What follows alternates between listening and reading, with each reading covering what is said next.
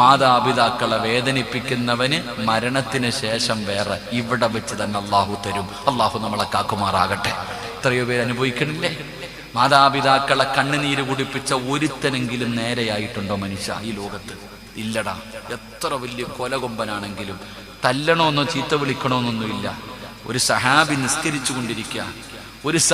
നിസ്കരിച്ചു കൊണ്ടിരിക്കുമ്പോ ഒരു മഹാൻ സഹാബിയല്ല, ഒരു മഹാൻ നിസ്കരിച്ചു കൊണ്ടിരിക്കുമ്പോ ഉമ്മ വെളിയിൽ വന്ന് നിന്ന് വിളിച്ചു, മോനെ ജുറൈജ്.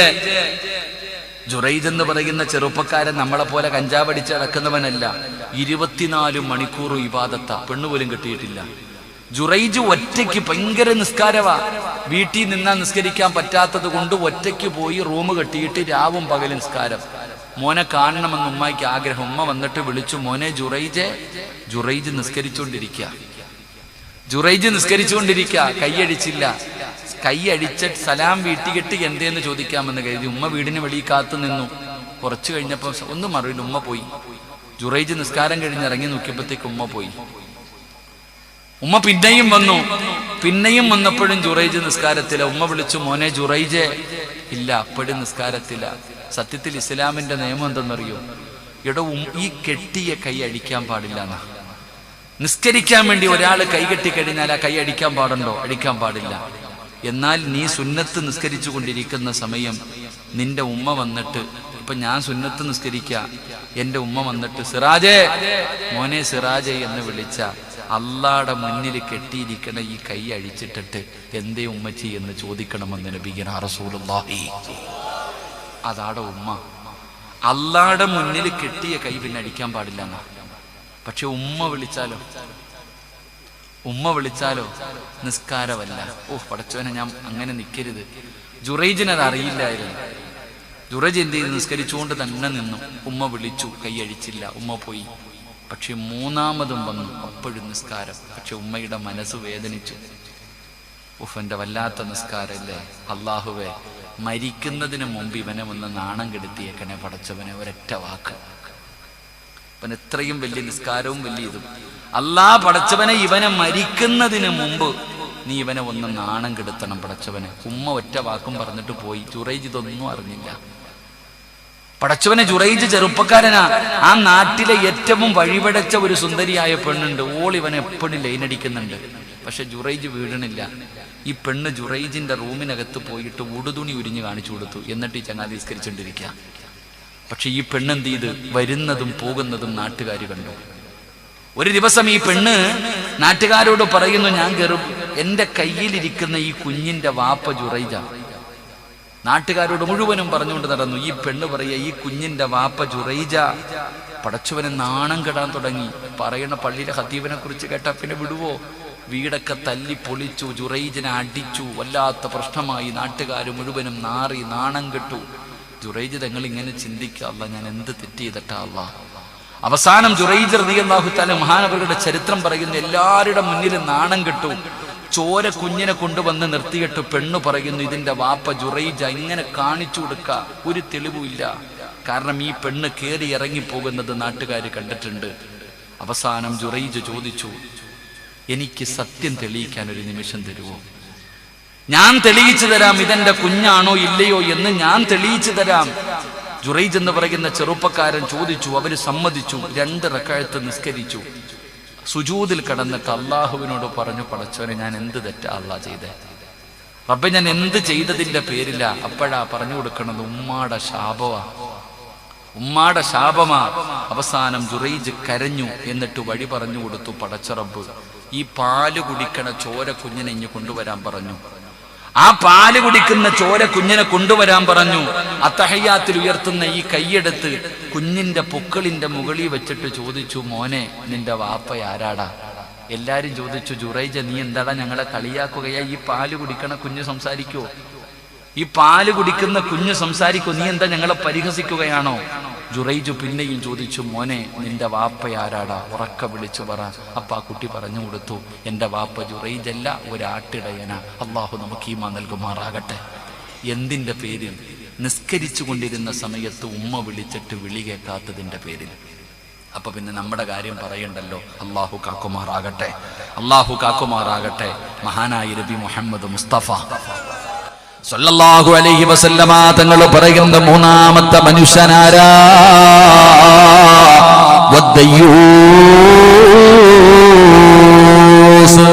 ദയ്യൂസ് എന്ന് പറഞ്ഞാൽ ആരാണ്? അല്ലാഹുവിന്റെ റസൂൽ എവിടെന്ന് പറയുകയാ, വദ്ദയ്യൂസു അല്ലദീ യുഖിറു ഫീ അഹ്ലിഹി അൽ ഖബസാ. എന്റെ വിഷയത്തിലേക്ക് കടന്നു വരികയാ.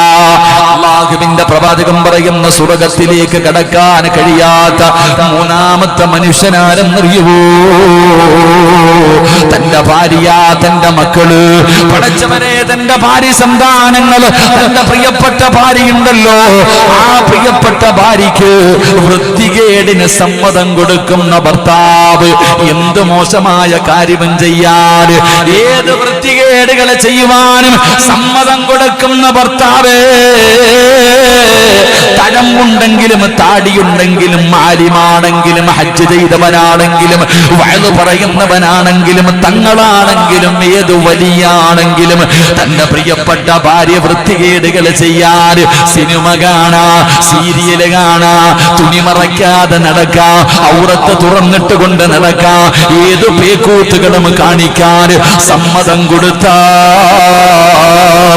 അല്ലാഹുവിന്റെ സ്വർഗ്ഗം നിനക്ക് ഹറാമാ. എന്റെ പ്രിയപ്പെട്ടവരെ പേടിക്കണം. നിരന്നിരിക്കുന്ന വാപ്പമാര്, ഇത് നിന്റെ നെഞ്ചത്തേക്ക് കരിങ്കല്ല് പോലെ നിന്റെ ഹൃദയത്തിലേക്ക് ഇറങ്ങട്ടെ.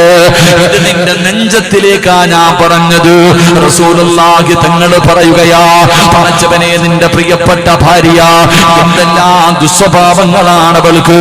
പടച്ചവനെ നീ തിരുത്താറില്ലല്ലോ, എന്തുകൊണ്ട് തിരുത്തുന്നില്ല, എന്തുകൊണ്ട് തിരുത്തി കൊടുക്കുന്നില്ല? പടച്ചവനെ തെറ്റ് തെറ്റ് തന്നെയാണല്ലോ, അതാര് ചെയ്താലും തെറ്റ് തെറ്റ് തന്നെയാണല്ലോ. അല്ലാഹുവേ, നിന്റെ പ്രിയപ്പെട്ട ഭാര്യ വീടിനകത്തിരുന്ന് കൊണ്ട് ഏശലി പറയുമല്ലോ, പരദൂഷണം പറയുമല്ലോ, മറ്റുള്ളവരെ കുറ്റം പറയുമല്ലോ. എടാ, തെറ്റ് ചെയ്യുന്നത് ആരാണെങ്കിലും അത് തെറ്റാണെന്ന് പറഞ്ഞു കൊടുക്കാത്തതെന്താ? മഹാനായ നബി മുഹമ്മദ് മുസ്തഫ സല്ലല്ലാഹു അലൈഹി വസല്ലമ തങ്ങൾ അങ്ങനെ ആയിരുന്നില്ല. പ്രവാചകൻ പറയുമായിരുന്നു, ആയിഷ റളിയല്ലാഹു തആല അൻഹാ ഖാലത്ത് ഖുൽതു ലിന്നബി സല്ലല്ലാഹു അലൈഹി വസല്ലം ഹസ്ബുക മിൻ സഫിയ കദാ വകദാ فقال صلى الله عليه وسلم لقد قلت كلمة. അല്ലാഹുവിന്റെ പ്രവാചകൻ സല്ലല്ലാഹു അലൈഹി വസല്ലമ തങ്ങളുടെ ഭാര്യയായ ആയിഷ ബീവി റളിയല്ലാഹു തആല അൻഹാ ഒരിക്കൽ അല്ലാഹുവിന്റെ പ്രവാചകന്റെ വീടിനകത്ത് സംസാരിച്ചു കൊണ്ടിരിക്കുമ്പോ ആയിഷ ബീവി റളിയല്ലാഹു തആല അൻഹാ അവിടെന്ന് പറഞ്ഞു, നബിയേ, അവിടെന്ന് പറഞ്ഞു, നബിയേ, സഫിയ നീളം കുറഞ്ഞവളാ. സഫിയ എന്ന് പറയുന്ന മഹദിയെ കുറിച്ച് അവൾ നീളം കുറഞ്ഞവളാണ്, അവൾ അങ്ങനെയാണ്, അവൾ ഇങ്ങനെയാണ് പറയുമല്ലോ. നിന്റെ ഭാര്യ അയൽവാസിയെ കുറിച്ച്, ഏട്ടന്റെ ഭാര്യയെ കുറിച്ച്, അനിയന്റെ ഭാര്യയെ കുറിച്ച്, നിന്റെ പെങ്ങളെ കുറിച്ച്, നാട്ടുകാരെ കുറിച്ച്, കുടുംബക്കാരെ കുറിച്ച്, അയൽവാസികളെ കുറിച്ച് അവൾ അങ്ങനത്തെവളാണ്, ഇവൾ ഇങ്ങനത്തെവളാണ്, അവൾ അങ്ങനെ ചെയ്യുന്നവനാണ്, ഇവൻ ഇങ്ങനെ ചെയ്യുന്നവനാണ്, അവൾ നീളം കുറഞ്ഞവളാണെന്ന് പറഞ്ഞു. ഇത്ര മാത്രമേ പറഞ്ഞുള്ളൂ. അവളെ പച്ച ഇറച്ചി തിന്നില്ല, അവളെ പച്ചയ്ക്ക് കത്തിച്ചില്ല, അവളെ നാണം കെടുത്തിയില്ല. പടച്ചവനെ, മുത്തുനബി അങ്ങനെയായിരുന്നു. തെറ്റ് കണ്ടാ തിരുത്തുമായിരുന്നു. അത് മകളാണെങ്കിലും ഭാര്യയാണെങ്കിലും. അല്ലാഹുവിന്റെ പ്രവാചകൻ നബി മുഹമ്മദ് മുസ്തഫ സല്ലല്ലാഹു അലൈഹി വസല്ലമ തങ്ങൾ ഒരു ദിവസം വീടിനകത്തേക്ക് കടന്നു വരികയാ. ആയിഷ ബീവി റളിയല്ലാഹു തആല അൻഹയുടെ വീട്ടിലേക്ക് അല്ലാഹുവിന്റെ പ്രവാചകൻ കടന്നു വരുമ്പോ റസൂലുള്ളാഹിയുടെ മുഖം ചുമക്കുകയാ. പ്രവാചകന്റെ മുഖമങ്ങ് ചുമക്കുകയാണ്. റസൂലുള്ളാഹിക്ക് വല്ലാത്ത ദേഷ്യം വന്നു. റസൂലുള്ളാഹിക്ക് വല്ലാത്ത ദേഷ്യം വന്നു.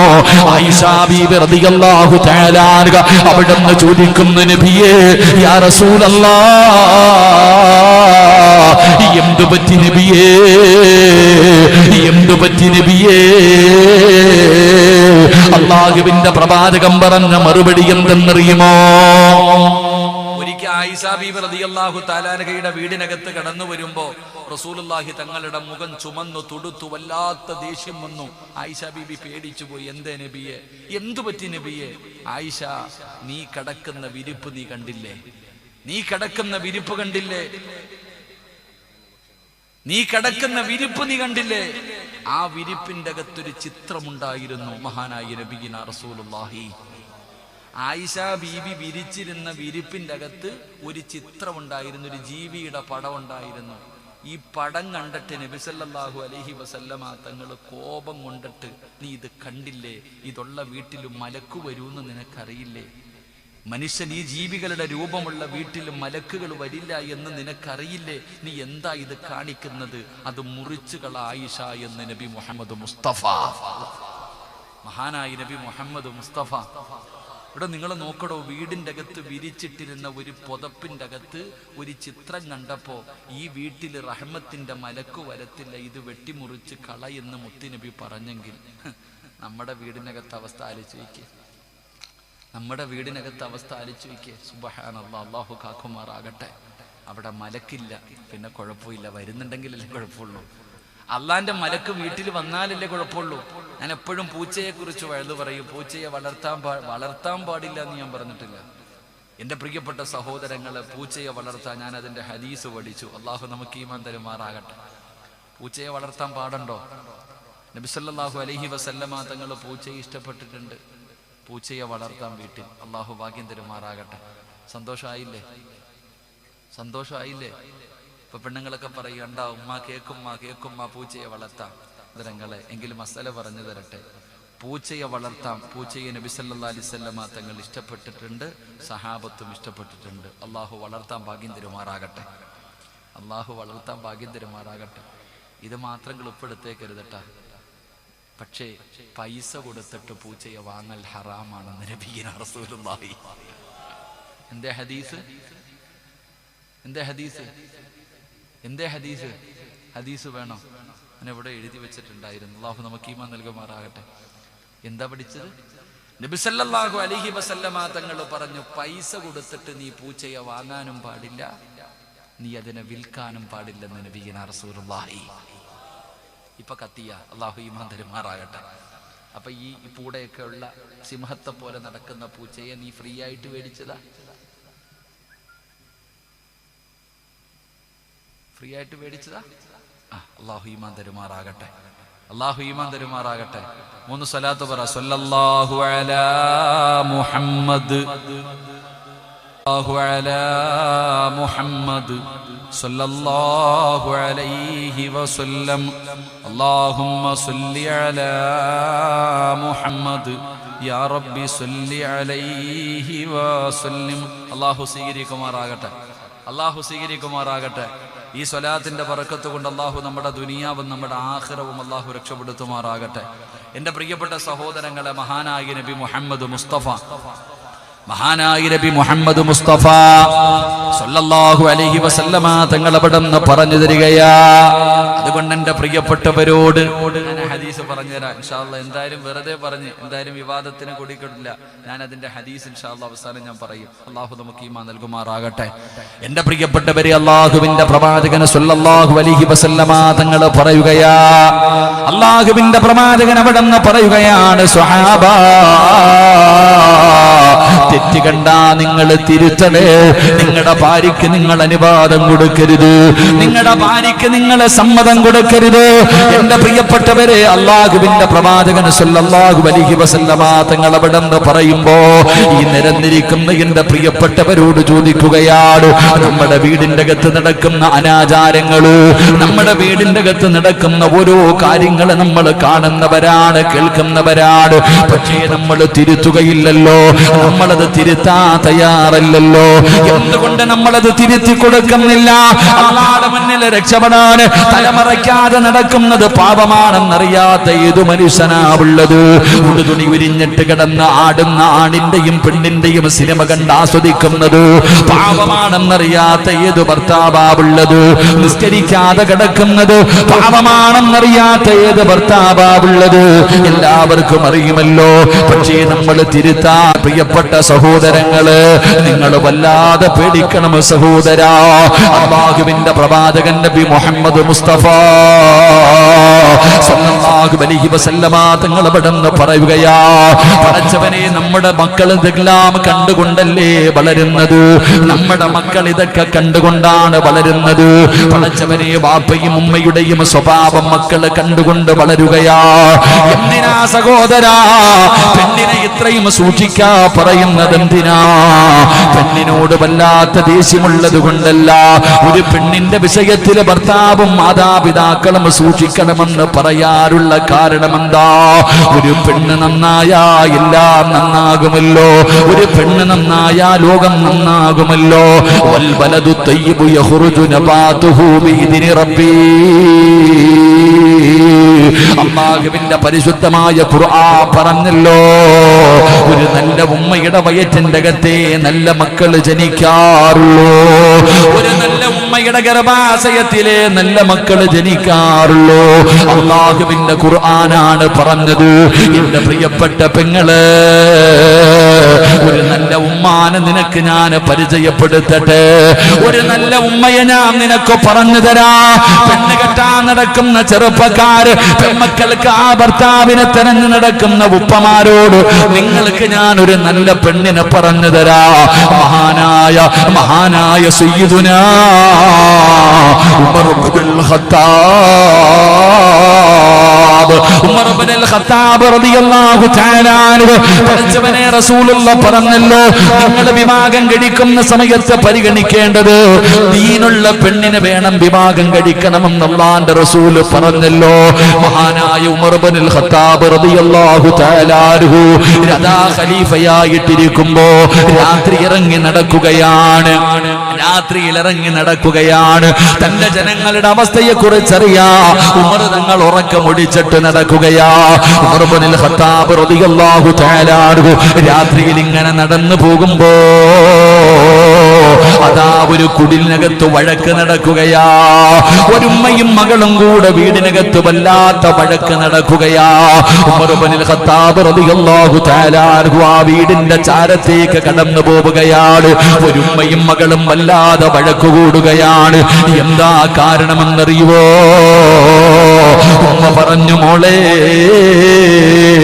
പാലില് വെള്ളം കലർത്താൻ ഉമ്മ പറയുകയാ. ഉമ്മ തന്റെ മകളോട് പറയുന്നു പാലില് വെള്ളം കലർത്താൻ. ഉമ്മയോട് തന്റെ പൊന്നുമോള് പറഞ്ഞു, ഉമ്മ ഉമർ ഇബ്നുൽ ഖത്താബാണ് രാജ്യം ഭരിക്കുന്നത്, ഉമർ ഇബ്നുൽ ഖത്താബാണ് രാജ്യം ഭരിക്കുന്നത്. പടച്ചവനെ അതാ പിടിച്ചാൽ വല്ലാത്ത ശിക്ഷയാണല്ലോ. ഉമർ തങ്ങൾ വീടിന്റെ വെളിയിൽ നിന്ന് കേൾക്കുകയാണ്. പൊന്നുമകൾ ഉമ്മയോട് പറയുകയാ. ആ സമയത്ത് ഉമ്മ പറയുന്നു, മോളെ ഉമറങ്ങ് മദീനയിലല്ലേ, ഉമർ തന്റെ വീടിനകത്തല്ലേ, ഈ രാത്രിയിൽ നമ്മൾ വെള്ളമൊഴിക്കുന്നത് ഉമർ അറിയില്ലല്ലോ, പിന്നെ എന്തിനാ പേടിക്കുന്നത്? പാലിന്റെ അകത്ത് വെള്ളമൊഴിക്കാൻ ഉമ്മ അതാ പൊന്നുമകളോട് അവിടെ നിന്ന് കൽപ്പിക്കുമ്പോ പൊന്നുമോള് പറഞ്ഞു, ഉമ്മ ഉമർ കണ്ടില്ലെങ്കിലും അല്ലാഹു കാണുമല്ലോ, ഉമർ അറിഞ്ഞില്ലെങ്കിലും ഈ ലോകത്തിന്റെ അധിപനായ അല്ലാഹു അറിയുമല്ലോ. പടച്ചവരെ പൊന്നുമകൾ ഉമ്മയോട് പറഞ്ഞു കൊടുക്കുകയാ. ഉമർ ഇബ്നുൽ ഖത്താബ് റളിയല്ലാഹു തആല അൻഹുവിന്റെ കണ്ണ് നിറയുകയാണ്. ഉമർ തങ്ങൾ തന്റെ വീട്ടിലേക്ക് പോയി. പടച്ചവനെ സുബഹി നമസ്കാരം കഴിഞ്ഞു. ആ വീട്ടുകാരെ കുറിച്ച് അന്വേഷിക്കുകയാണ്. ആ വീട്ടുകാർ മരണമാണ്, അവർക്ക് വല്ലാത്ത പട്ടിണിയാണ്. ഒട്ടകത്തിന്റെ പാല് കറന്നിട്ട് അത് വിറ്റിട്ട് കിട്ടുന്ന പൈസ കൊണ്ടാണ് ആ കുടുംബം കഴിയുന്നത്. ഉമ്മ തന്റെ പൊന്നുമകളോട് പാലിൽ വെള്ളം കലർത്താൻ പറയാറുള്ള കാരണം എന്തെന്നറിയോ? ഒട്ടകത്തിന്റെ പാല് കുറഞ്ഞിരിക്കുകയാ. ഒട്ടകത്തിന്റെ പാല് കുറഞ്ഞു പോയപ്പോ കഴിക്കാൻ ഭക്ഷണമില്ല, വീടിന്റെ അകത്ത് പട്ടിണിയാണ്. അതുകൊണ്ടാണ് ഉമ്മ തന്റെ പൊന്നുമകളോട് പാലില് വെള്ളം കലർത്താൻ പറഞ്ഞിരിക്കുന്നത്. ഉമർ തങ്ങൾ അറിയുകയാ, ഉമർ തങ്ങൾ അറിയുകയാ. ഇസ്ലാമിന്റെ രണ്ടാമത്തെ ഖലീഫയായ മഹാനായ സയ്യിദുനാ ഉമർ ഇബ്നുൽ ഖത്താബ് റളിയല്ലാഹു തആല അൻഹു തന്റെ വീട്ടിലേക്ക് കടന്നു പോവുകയാണ്. തന്റെ വീടിനകത്തേക്ക് കടന്നു പോവുകയാണ്. തന്റെ ആമക്കളെ വിളിക്കുകയാണ്. എന്നിട്ട് ഉമർ തങ്ങൾ പറഞ്ഞു, മക്കളെ, ഒരു പാവപ്പെട്ട യതീമായ പെൺകുട്ടിയുണ്ട്. അല്ലാഹുവിനെ വല്ലാത്ത പേടിയുള്ള പെൺകുട്ടിയാണ്. എനിക്ക് വിവാഹം കഴിക്കാൻ കഴിയുമായിരുന്നെങ്കിൽ ഞാൻ ആ പെൺകുട്ടിയെ വിവാഹം കഴിക്കുമായിരുന്നു. എനിക്കതിന് കഴിയില്ലല്ലോ. അതുകൊണ്ട് നിങ്ങളിൽ ആരാ വിവാഹം കഴിക്കുന്നത്? മഹാനായ ഉമർ ഇബ്നുൽ ഖത്താബ് റളിയല്ലാഹു തആല അൻഹു തന്റെ മക്കളോട് ചോദിക്കുകയാണ്. ആസിം എന്ന് പറയുന്ന മകനോട് രണ്ട് മക്കളെ വിളിച്ചു നിർത്തിയിട്ട് പറയുകയാണ്, പെണ്ണ് കെട്ടാൻ പറ്റുമായിരുന്നെങ്കിൽ ഞാൻ കെട്ടുമായിരുന്നു ആ പെണ്ണിന്. കാരണം അവൾ അല്ലാഹുവിനെ പേടിയുള്ളവളാ.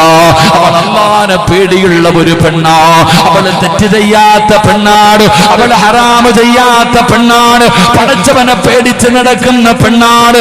അതുകൊണ്ട് മക്കളെ, നിങ്ങളിൽ ആരാണ് അവളെ വിവാഹം കഴിക്കുന്നത്? ഉമർ ഇബ്നുൽ ഖത്താബ് റളിയല്ലാഹു തആല അൻഹു ചോദിക്കുമ്പോ ആസിം എന്ന് പറയുന്ന പൊന്നുമകൻ പറഞ്ഞു, വാപ്പാ, ഞാൻ തയ്യാറാണ്. പണമില്ലെങ്കിലും യതീമാണെങ്കിലും പാവപ്പെട്ടവളാണെങ്കിലും ഇസ്ലാമിന്റെ ഖലീഫയുടെ മകനാണ് പറയുന്നത്. അല്ലാഹുവിനെ പേടിയുള്ളവളാണല്ലോ, അവൾ ഈമാനുള്ളവളാണല്ലോ, അവൾ ദീനുള്ളവളാണല്ലോ. അവിടെ നിന്ന് വിവാഹം കഴിക്കുകയാണ്. ആ യതീമായ പെൺകുട്ടിയെ വിവാഹം കഴിക്കുകയാ. എന്റെ പ്രിയപ്പെട്ടവരെ, അവര് രണ്ടുപേരും കുടുംബ ജീവിതം നയിക്കുകയാണ്. അവരുടെ തലമുറയിലാണ് പടച്ച റബ്ബ് കൊടുത്തതാരെന്നറിയുമോ? മഹാനായ ഉമർ ഇബ്നു അബ്ദുൽ അസീസ് റളിയല്ലാഹു തആല അൻഹു. ഉമർ ഇബ്നു അബ്ദുൽ അസീസ് എന്ന് പറയുന്ന ആ മഹാനെ പടച്ച റബ്ബ് കൊടുത്തത് ആ കുടുംബ പരമ്പരയിലാ. എന്റെ പ്രിയപ്പെട്ടവരെ, നിസാരമല്ലല്ലോ. ഉമർ ഇബ്നു അബ്ദുൽ അസീസ് തങ്ങൾ ആരെന്നറിയോ?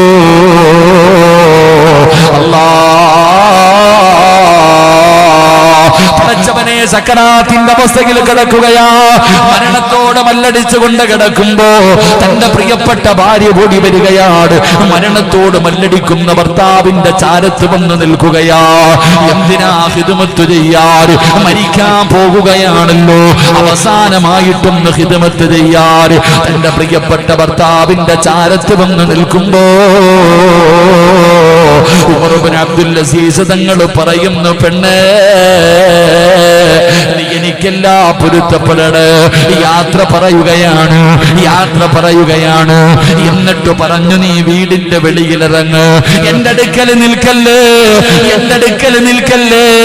എന്നെ കാണാൻ അതിഥികൾ വരാ സമയമായി. നീ വീടിന്റെ പുറത്തിറങ്ങണേ. ഉമർ ഇബ്നു അബ്ദുൽ അസീസ് റളിയല്ലാഹു തആല അൻഹു അതാ മരണത്തോട് മല്ലടിച്ചു കൊണ്ടിരിക്കുന്ന സമയം തന്റെ ചാരത്ത് നിൽക്കുന്ന ഭാര്യയെ പുറത്തിറക്കുകയാ. വാതിലടയ്ക്കാൻ പറഞ്ഞു. ഉമർ ഇബ്നു അബ്ദുൽ അസീസ് തങ്ങളുടെ ഭാര്യയുണ്ടല്ലോ, പടച്ചവനെ, ഭർത്താവ് വീടിനകത്ത് കിടന്ന് സംസാരിക്കുകയാ. അവിടുന്ന് സലാമടക്കുകയാ. എന്തൊക്കെയോ സംസാരിക്കുന്നുണ്ട്. പടച്ചവനെ, ഉമർ ഇബ്നു അബ്ദുൽ അസീസ് തങ്ങളുടെ ഭാര്യ ഒളിഞ്ഞു നോക്കുകയാണ്. ആരോടാണ് ഭർത്താവ് സംസാരിക്കുന്നത്? ആരോടാണ് തന്റെ പ്രിയപ്പെട്ട ഭർത്താവ് സംസാരിക്കുന്നത്? പടച്ചവനെ, ഒന്നും കാണുന്നില്ലല്ലോ. അവസാനം കുറച്ചു കഴിഞ്ഞപ്പോ വീടിന്റെ റൂമിന്റെ അകത്ത് ശബ്ദമില്ല. റൂമിന്റെ അകത്ത് ശബ്ദം കേൾക്കുന്നില്ല. പടച്ചവനെ, വാതില് തുറന്നു. റൂമിന്റെ അകത്ത് വല്ലാത്ത പരിമളമാ, വല്ലാത്ത സുഗന്ധമടിക്കുകയാ. പടച്ച റബ്ബേ, ചെന്ന് നോക്കിയിട്ട് തന്റെ പ്രിയപ്പെട്ട ഭർത്താവിന്റെ മുഖത്തിട്ടിരിക്കുന്ന വെള്ളത്തുണി ഉയർത്തുമ്പോ, അല്ലാഹുവേ, ചിരിച്ചുകൊണ്ട് മരിച്ചു കിടക്കുകയാ. ഭാര്യ വീടിന്റെ വെളിയിൽ നിന്നിട്ട് തന്റെ ഭർത്താവ് മലക്കുകളോട് സംസാരിക്കുന്നത് കേൾക്കുകയാണ്, സലാമടക്കുന്നത് കേൾക്കുകയാണ്. ലാ ഇലാഹ ഇല്ലല്ലാഹ് എന്ന് ഷഹാദത്ത് കലിമ പറഞ്ഞിട്ട് മുഖത്തേക്ക് തുണിയിട്ട ഭർത്താവ് പിന്നെ എഴുന്നേറ്റില്ല. പടച്ചവനെ, ആ മഹാനാണ് ഉമർ ഇബ്നു അബ്ദുൽ അസീസ്. പടച്ചവനെ, മയ്യത്ത് കുളിപ്പിച്ചവർ നോക്കുമ്പോ ശരീരം മുഴുവനും വലിയ വലിയ അടയാളങ്ങൾ കാണുകയാ. ചാട്ടവാറ് കൊണ്ട് തല്ലിയ അടയാളങ്ങൾ കാണുകയാ. എങ്ങനെയാണിത് സംഭവിച്ചതെന്നറിയില്ലല്ലോ, എങ്ങനെയാണിത് സംഭവിച്ചതെന്നറിയില്ലല്ലോ. ഉമർ ഇബ്നു അബ്ദുൽ അസീസ് തങ്ങളുടെ വീട്ടിലേക്ക് ജനങ്ങൾ കടന്നു വരികയാണ്. എന്നിട്ട് ചോദിച്ചു, നിങ്ങളുടെ ഭർത്താവിനെ കുറിച്ച് നിങ്ങളുടെ അഭിപ്രായം എന്താ? മരണപ്പെട്ടു പോയ ഭർത്താവിനെ കുറിച്ച് തന്റെ ഭാര്യയോട് അവിടുന്ന് ജനങ്ങൾ അഭിപ്രായം ചോദിച്ചപ്പോ അവിടുന്നൊരു ഭാര്യ പറഞ്ഞ മറുപടി എന്തെന്നറിയോ? ഈ ലോകത്ത് അല്ലാഹനെ പേടിയില്ല, എന്റെ ഭർത്താവിനെ പോലെ പടച്ചറപ്പിനെ പേടിച്ച ഒരു മനുഷ്യനെ ഞാൻ ഈ ലോകത്ത് കണ്ടിട്ടില്ല. എന്റെ ഭർത്താവിനെ പോലെ അല്ലാഹുവിനെ ഭയന്ന് ജീവിച്ച ഒരു മനുഷ്യനെ ഈ ലോകത്ത് ഞാൻ കണ്ടിട്ടില്ല എന്ന് ഉമർ ഇബ്നു അബ്ദുൽ അസീസ് തങ്ങളെ കുറിച്ച് തന്റെ പ്രിയപ്പെട്ട ഭാര്യ പോലും പറഞ്ഞെന്ന് ചരിത്രം പറയുമ്പോ ഈ സദസ്സിൽ ഒരുമിച്ച് കൂടിയവരോട് പറയുകയാ, പാഠമുണ്ടടാ ചെറുപ്പക്കാരാ, ദീനുള്ള പെണ്ണിനെ തെരഞ്ഞു നടന്നോ. പണവും സൗന്ദര്യവും കുടുംബ മഹിമയും മാത്രമല്ല, ദീൻ വേണേ, അല്ലാഹുവിനെ പേടി വേണേ. അതുകൊണ്ട് ഇവിടെ ഒരുമിച്ച് കൂടിയവരോട് പറയുകയാ, അല്ലാഹു നിന്നെ ഏൽപ്പിച്ചിരിക്കുന്ന അമാനത്താണ് നിന്റെ ഭാര്യ, നിന്റെ പൊന്നുമക്കളുണ്ടല്ലോ. അവരെന്ത് തെറ്റ് ചെയ്താലും തിരുത്തടേ, അനുവാദം കൊടുക്കരുത്, ഒരിക്കലും നീ സമ്മതിക്കരുത്. എന്തൊക്കെ വിഷയം സംഭവിച്ചാലും നിന്റെ വീടിന്റെ അകത്ത് ഹറാമ് ചെയ്യാൻ അനുവദിക്കരുത്. മഹാനായ ആദരവായ പ്രവാചകൻ നബി മുഹമ്മദ് മുസ്തഫ സല്ലല്ലാഹു അലൈഹി വസല്ലമ തങ്ങൾ പറയുകയാ, നാളെ പടച്ച റബ്ബിന്റെ പരലോകത്ത് വെച്ചൊരു ഭാര്യയും ഭർത്താവും തമ്മിലടിക്കുകയാ. നാളെ അല്ലാഹുവിന്റെ കോടതിയിൽ ഒരു ഭാര്യയും ഭർത്താവും ഇവിടെ കിടന്ന് വഴക്ക് കൂടുന്നത് പോലെ നാളെ പടച്ച റബ്ബിന്റെ കോടതിയിൽ കിടന്ന് വഴക്ക് കൂടുകയാണ്. ആരാണെന്നറിയുവോ?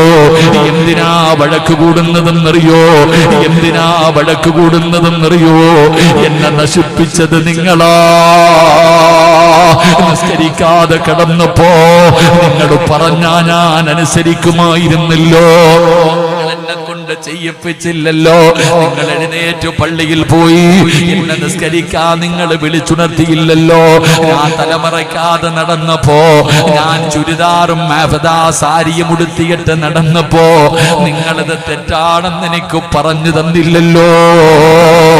എന്നെ പിഴപ്പിച്ചത് നിങ്ങളാണല്ലോ, നിങ്ങളെ പിഴപ്പിച്ചത് നിങ്ങളാണല്ലോ എന്ന് പറഞ്ഞുകൊണ്ടൊരു ഭാര്യയും ഭർത്താവും നാളെ പരലോകത്ത് കടന്ന് പരസ്പരം അങ്ങോട്ടും ഇങ്ങോട്ടും വഴക്ക് കൂടുമെന്ന് നബി മുഹമ്മദ് മുസ്തഫ സല്ലല്ലാഹു അലൈഹി വസല്ലമ തങ്ങൾ പറയുമ്പോ, എന്റെ പ്രിയപ്പെട്ടവരെ, ഒരു മണിയോടടുക്കുകയാണ്. നമുക്ക് അല്ലാഹുവിന്റെ മുന്നിലൊന്ന് ദുആ ചെയ്തുകൂടെ? ഇത് ശഅബാനിന്റെ രാത്രിയല്ലേ, അല്ലാഹുവിന്റെ റസൂലിന്റെ മാസമല്ലേ, അല്ലാഹുവിന്റെ റസൂലിന്റെ മാസമല്ലേ. ഈ പരിശുദ്ധമായ ശഅബാൻ മാസത്തിൽ പടച്ച റബ്ബിന്റെ ദർബാറിലേക്ക് ഇത് കരങ്ങൾ ഉയർത്തിയിട്ട് റബ്ബിനോട് നമുക്കൊന്ന് ദുആ ചെയ്യണ്ടേ? അല്ലാഹ് ബറക്കത്ത് നൽകണേ അല്ലാ. പടച്ചവനെ, റമളാനിലേക്ക് എനിക്ക് നീ ആയുസ് നീട്ടി തരണേ അല്ലാ. പടച്ച റബ്ബിനോട് നമുക്ക് ദുആ ചെയ്യാം. അതുകൊണ്ട് ഈ സദസ്സിലിരിക്കുന്നവരോട് പറയുകയാ, എന്റെ പ്രിയപ്പെട്ടവരെ, അല്ലാഹുവിന്റെ ഇൽമു പഠിപ്പിക്കുന്ന ഒരു മദ്രസയുടെ പണി നടന്നുകൊണ്ടിരിക്കുകയാണ്. വളരെ തകൃതിയിലാണത് നടക്കുന്നത്. പടച്ചവനെ, ഒരു മാസം മുമ്പാണ് അതിന്റെ തറക്കല്ലിട്ടത്. ആ മദ്രസയുടെ പണി റബ്ബേ വല്ലാത്ത രീതിയിൽ നടന്നുകൊണ്ടിരിക്കുകയാ. നിങ്ങൾ കൊടുക്കുന്ന സഹായം കൊണ്ടാ, നിങ്ങൾ കൊടുക്കുന്ന സഹായം സഹായം കൊണ്ടോ ആരുടെ മുന്നിലും വലിയവനാകാറല്ല.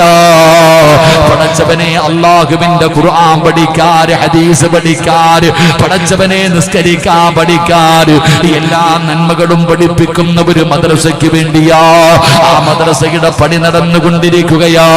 ഇല്ലെന്ന് പറയില്ലേ, ഇല്ലെന്ന് പറയില്ലേ. പെങ്ങളെ, സ്വർണത്തിന് വല്ലാത്ത വിലയുള്ള സമയമാ. മോതിരമ കമ്മലും ഒരുപാട് ഇട്ടുകൊണ്ടിരിക്കുന്ന പെങ്ങന്മാരുണ്ടല്ലോ. പടച്ചവനെ, സ്വർണത്തിന് വല്ലാത്ത വിലയാ പെങ്ങള്. എങ്കിലും നിനക്ക് സ്വർഗത്തെ കുറിച്ചറിയുമോ? മഹാനായ ആദരവായ പ്രവാചകൻ നബി മുഹമ്മദ് മുസ്തഫ സല്ലല്ലാഹു അലൈഹി വസല്ലമ തങ്ങള് ഒരു ദിവസം അല്ലാഹുവേ പ്രവാചകൻ ഫാത്തിമ ബീവിയുടെ വീട്ടിലേക്ക് കടന്നു വരികയാ. ഫാത്തിമ പാവപ്പെട്ടവളാട്, കഴിക്കാ ഭക്ഷണമില്ലാത്തവളാട്, ധരിക്കാ വസ്ത്രമില്ലാത്തവളാട്, കയറിക്കിടക്കാൻ ഒരു നല്ല വീടില്ലാത്തവളാ ഫാത്തിമ. ആര് തങ്ങളല്ലേ വിവാഹം കഴിച്ചത്? ഫാത്തിമയ്ക്ക് ശരീരത്ത് ഫാത്തിമ ബീവി റളിയല്ലാഹു തആല സ്വർണ്ണമിടണമെന്ന് വല്ലാത്ത മോഹമാ.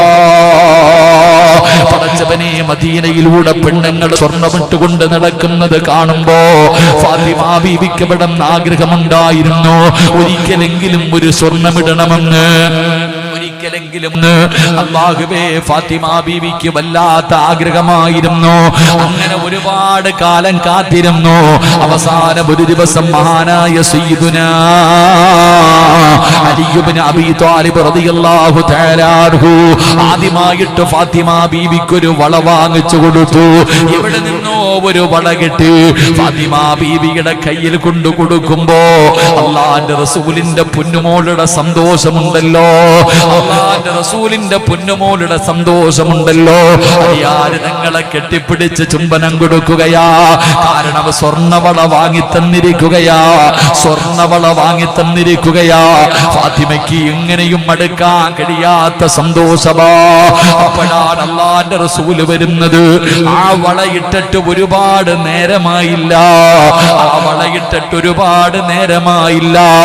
അപ്പോഴാണ് അല്ലാഹുവിന്റെ പ്രവാചകൻ തന്റെ പ്രിയപ്പെട്ട പിതാവ് വീട്ടിലേക്ക് കയറി വരികയാ.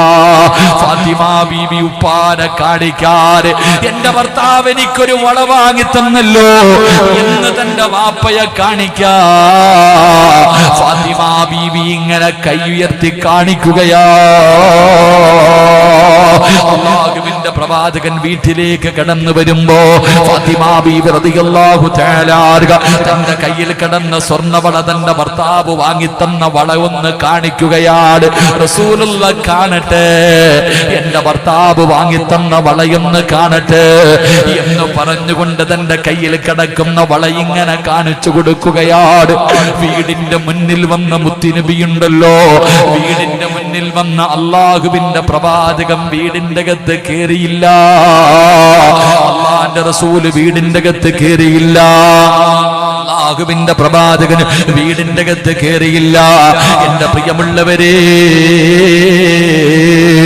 അല്ലാഹുവിന്റെ റസൂൽ അവിടുന്ന് തിരിഞ്ഞു നടക്കുകയാ. അല്ലാഹുവിന്റെ പ്രവാചകൻ അവിടുന്ന് തിരിഞ്ഞു നടക്കുകയാ. എല്ലാരും ഒന്നിരുന്ന് ഇരിക്കട. ഒന്നും നിങ്ങൾ എല്ലാരും കൂടെ ചാടി എഴുന്നേറ്റ അവിടെ നിങ്ങളെല്ലാം ഇരിക്കും. അല്ലാഹുയും എന്ത് പറ്റിയിടോ, എന്ത് പറ്റി, എന്ത് പറ്റിയതാ? കുഴപ്പമൊന്നുമില്ലല്ലോ. അല്ലാഹു ആഫിയത്ത് കൊടുക്കുമാറാകട്ടെ. അല്ലാഹു ഇരിക്കടോ, അല്ലാഹു ദീർഘായുസ് കൊടുക്കുമാറാകട്ടെ. ചെറിയൊരു ബുദ്ധിമുട്ട്, ഇത്തിരി വെള്ളം കൊടുത്താൽ മതി. അൽഹംദുലില്ലാഹ്, അല്ലാഹു ആഫിയത്ത് കൊടുക്കുമാറാകട്ടെ. മഹാനായ പ്രവാചകൻ സല്ലല്ലാഹു അലൈഹി വസല്ലമ തങ്ങൾ വീടിന്റെ മുന്നിലേക്ക് വന്ന പ്രവാചകൻ അവിടുന്ന് ഫാത്തിമ ഇറങ്ങി ഓടുകയാ. അല്ലാഹുവിന്റെ റസൂലിന്റെ പുറകെ ഓടുകയാ, അല്ലാഹുവിന്റെ റസൂലിന്റെ പുറകെ ഓടുകയാ. ഫാത്തിമ ബീബി റളിയല്ലാഹു തആല അൻഹ ഓടിച്ചെന്നിട്ട് വാപ്പയുടെ കയ്യിൽ പിടിച്ചിട്ട് ചോദിക്കുന്നു, വാപ്പാ എന്തേ ഉപ്പാ എന്നോട് പിണക്കമാണോ? എന്തേ വീടിന്റെ അകത്ത് കേറാത്തത്? എന്ത് പറ്റിയിപ്പാ? അല്ലാഹുവിന്റെ റസൂലിനോട് തന്റെ പൊന്നാര മകള് ചോദിക്കുകയാ. വാപ്പയോട് ചോദിക്കുന്നു, എന്തേ വാപ്പാ എന്റെ വീടിന്റെ അകത്ത് കേറാതെ പോകുകയാണോ? എന്നോട് എന്നോട് പിണക്കമാണോ? ഞാൻ എന്ത് തെറ്റ് ചെയ്തത് കൊണ്ടാണ്? ഞാൻ എന്ത് തെറ്റാണ് ചെയ്തത്? അല്ലാഹുവിന്റെ റസൂലിനോട് ഫാത്തിമ ബീവി റളിയല്ലാഹു തആല അൻഹ ചോദിക്കുമ്പോ ഈ നന്ദാവരയിലെ ഉറൂസിന് കടന്നു വന്ന പെങ്ങന്മാര് പഠിക്കണം പെങ്ങളെ. റസൂലുള്ള പറഞ്ഞ മറുപടി എന്തെന്നറിയോ? മോളെ ഫാത്തിമ, അല്ലാഹുവിന്റെ പരിശുദ്ധമായ പള്ളിയുടെ പണി നടക്കുകയാ. അതാ മസ്ജിദുൻ നബവിയുടെ പണി നടന്നുകൊണ്ടിരിക്കുകയാണ്. അല്ലാഹുവിന്റെ പള്ളിയുടെ പണി നടക്കുമ്പോ എല്ലാവരും അല്ലാഹുവിന്റെ പള്ളിക്ക് വേണ്ടി സദഖ കൊടുക്കുകയാണ്.